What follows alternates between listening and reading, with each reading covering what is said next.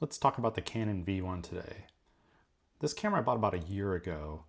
I found when it was released, it was very interesting to me because it had almost everything I wanted as far as specs on paper. It had 4K, it had 10-bit video, it had active cooling, it had a built-in fan, built-in ND, had C-Log, and had an ultra wide lens. So it looked like everything I wanted. I ended up purchasing it. I've had it for about a year now. It was one of those cameras that at first I was pretty disappointed when I pulled it out of the box. There were a few things about it that I was questioning when I bought it. It turned out to be bigger than I thought. The lack of an EVF is a bit of a problem. But throughout time and having used it and taken it around the world, I've actually kind of fallen in love with it. There's a few things I don't like. There's a few things that you have to work around. But once you kind of know what you're doing, it's a cool camera. So let's get into it. So as I mentioned before, when I first watched a lot of the reviews on YouTube, I thought it was a smaller camera than it was. It wasn't until it showed up and I pulled it out of the box where I really looked at it compared to some of my other cameras and was like, whoa, it's not that small. So it's actually, and I'll show some comparisons here, it's about the same size as a Sony ZV-E10 Mark II with the little pancake 20mm lens. And when you extend the lens on the V1, it sticks out a bit more than the Sony. So an APS-C camera is about the same size as this. Kind of micro four thirds size sensor. And then when you compare it to like the RX10 Mark VII, it's huge compared to that. Different focal lengths, different use cases. I think the RX is more of a photo camera. This is meant to be more of a video camera, but I'll show later. I prefer the photos out of this more than I prefer the videos out of the V1. And just comparing it to a few other things, like here's a size comparison between the V1 and a Pocket 3. The Pocket 3 is obviously a lot smaller, has a smaller sensor, has the gimbal, but it is way more of a compact, pocketable camera. And then the other big hitter that is always in my pocket is my iPhone. I have it here with the external terabyte drive connected with MagSafe, but this is a huge phone. It is the Max XL iPhone 17 Pro, so you can see it's a huge phone. Obviously, it's a lot thinner than the V1, but it's large. And the final comparison here is the EM10 Mark IV with the 20mm pancake lens compared to the V1. So you can see the size difference between micro four thirds, a compact micro four thirds, and the Powershot V1. So outside of my first negative of the size being bigger than I expected, the other real negative of this camera is the stabilization. It does have OSS built into the lens. It also has digital and has digital enhanced. I found that the digital and the digital enhance mostly just crop in on the footage. They help a little bit, but you definitely lose some image quality. I find there's some weird shakes. The ultra wide lens with digital just doesn't seem to work that well in this camera.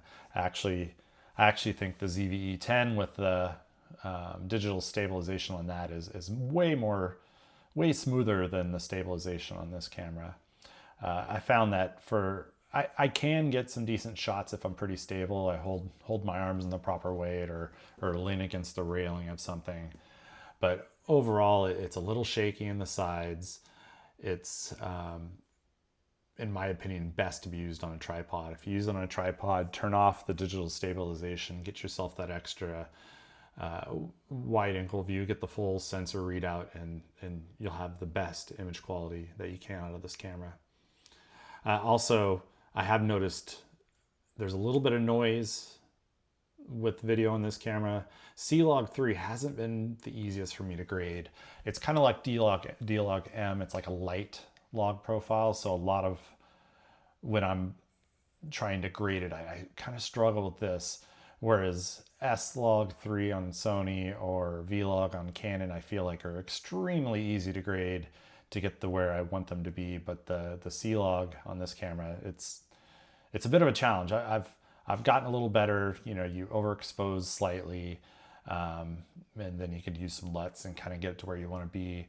Or I've just found that like changing the contrast and the color boost and tweaking some of the wheels a little bit will get it to kind of where I like it. But I do kind of struggle with the profile.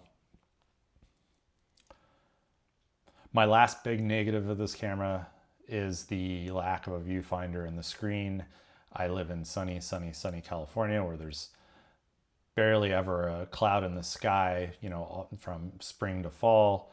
And I really struggle with not having a viewfinder. The sun reflects off the screen, you know, you kind of put your hand to cover the sunlight, but it doesn't do much good. You just get a reflective screen. If this had a viewfinder, this would be almost perfect. Actually, if this had a viewfinder and better stabilization, it would be nearly perfect in my book. Now, surprisingly, this camera is called the V1. I've heard that the V stands for video. I think, you know, honestly, it should be called the P1 because in my opinion, the photos out of this camera are amazing. They look just a bit different than my other cameras. I found that the super wide view and then the close focusing, you can get some pretty cool scenes. I'll show a bunch of examples here, but the photos are neat. They have a look to them. I can't quite put my finger on it, but I find that it's best for landscape. And then I find it's also best for like architectural, you know, if I go to San Francisco and I walk around the city, it's really good to get the whole street and the buildings along with the sky. And then also when I went to Europe earlier this year, and I think the photos are pretty cool. They definitely look better than my iPhone. I actually like them a lot better than you know, some of my interchangeable lens cameras. It's a really good travel camera from that aspect, to where it's not too big when the lens isn't extended. It doesn't fit in a pocket, but it easily fits in a bag, doesn't take up too much space. I can take another camera system with me and just use this for the ultra wide, and then use like a 50mm or a 35mm fast prime on one of my other cameras. So I feel like this with the wide angle perspective, you know, I'll take it along just for that. And that's what I've really enjoyed doing, is taking it traveling, taking it hiking, and getting these cool views with this camera. And as far as videos, like I was saying before, you know, once you have this pretty much stabilized or on a tripod or leaning against a building or something of that sort, you can get pretty cool images. It does have 4K 60. The 4K 60 does have a crop, so you're going to lose a little more of that sensor, and it looks pretty good in the right light. Don't necessarily use 4K 60 all that much on this camera. I kind of just keep it at 4K 29 frames per second just to get the best field of view, because like I said before, I like the wide angle.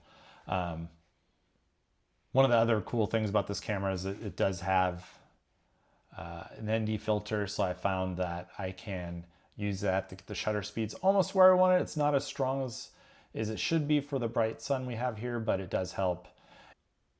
So with that ND filter, I find it's pretty awesome that you could slow down your shutter speed on a cloudy day. You don't have to bring a ND filter that, you know, you have to stick on the front of the lens. You can use the darker light and use the built-in ND, and you can get some pretty cool long exposure shots, as I'll show here. So overall, for the last year, I have really enjoyed this camera. I have taken it everywhere with me. I have enjoyed the photos. The videos I've struggled with, like I said, with the grading and the stabilization, but you know, once you know what you're dealing with, you can get really cool shots with this. And I'm, you know, going through a lot of my footage from the last year. I've been really pleased with what I've done.